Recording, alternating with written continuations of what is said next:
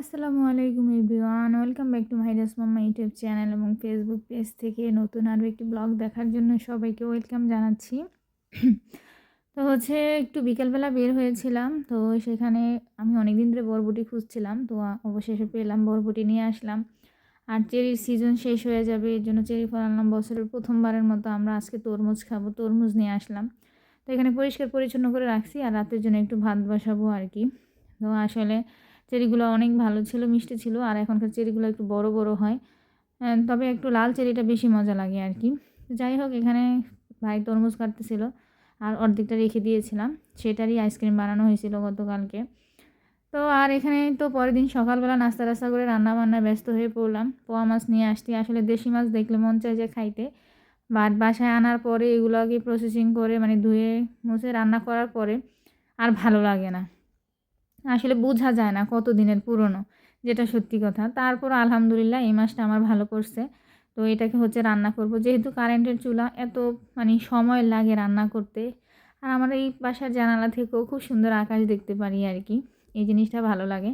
তো আকাশ দেখতে দেখতে রান্না শেষ হয়ে যায়। তো যাই হোক, মাছটাকে আগে ভেজে নিছি। আর এখানে ডালে বাগার দিব, এই জন্য পেঁয়াজ ভাজি করতেছিলাম। তো যেটা বলতেছিলাম আর কি, দেশি মাছ দেখলেই খেতে ইচ্ছে করে, বাট ওরকম টেস্ট হয় না। তারপরে যে এই পোয়া মাছ তো আমরা এইরকম ভেজে খাই না, পোয়া মাছ ভুনো করে খাই, তা না হলে মূলো দিয়ে রান্না করে খাই।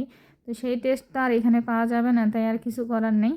তো এখানে মানে আমরা ভেজেই রান্না করি, যেন আলাদা একটা গন্ধ আছে ওটা যেন চলে যায়। তো কারেন্টের চুলার একটা সমস্যা, এই বাড়াইতে হয় কমাইতে হয়। তো কে কে এরকম সমস্যা ফেস করেন কমেন্টস করে জানাবেন। তো এখন করলা বসিয়ে দিব, আমি বাগার দিয়ে দিছি ডালে।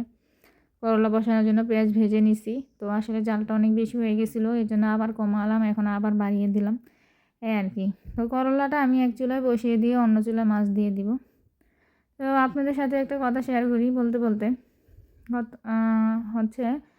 আর কি, গতকালকে আমরা যখন বাইরে গিয়েছিলাম, তো অনেক মানে ভাবিদের সাথে দেখা হয়, সাক্ষাৎ হয়। ওনাদের সাথে কথা বললে আসলে দেখি যে কত রকমের মানুষ পৃথিবীতে আছে। তো সেরকমই একটা ঘটনা কালকে আমাদের সাথে ঘটছে। একজন যে সম্পূর্ণই আলাদা আমাদের থেকে, আরেকজন একদমই আমাদের মতো। তো তাদের দুজনের কম্বিনেশন দেখে খুব ভালো লাগলো। আসলে মানুষ মেশার মতো মন মানসিকতা থাকলে আপনি যে কারোর সাথেই মিশতে পারবেন, যে কারোর সাথেই ভালো থাকতে পারবেন, সেটা সম্পূর্ণই আপনার উপরে ডিপেন্ড করে। আর আপনার যদি ইচ্ছাই না থাকে যে এই মানুষটার সাথে আমি সম্পর্কই করতে চাই না, সেই মানুষ দুইজন যদি আবার একসাথে থাকে, তখন সেই ক্ষেত্রে কিন্তু অন্যরকম হয়ে যায় ব্যাপারটা। তো যেটা সত্যি কথা, আমরা সবসময় চেষ্টা করি যেন মানুষের জন্য সাথে মিলেমিশে একসাথে থাকতে পারি।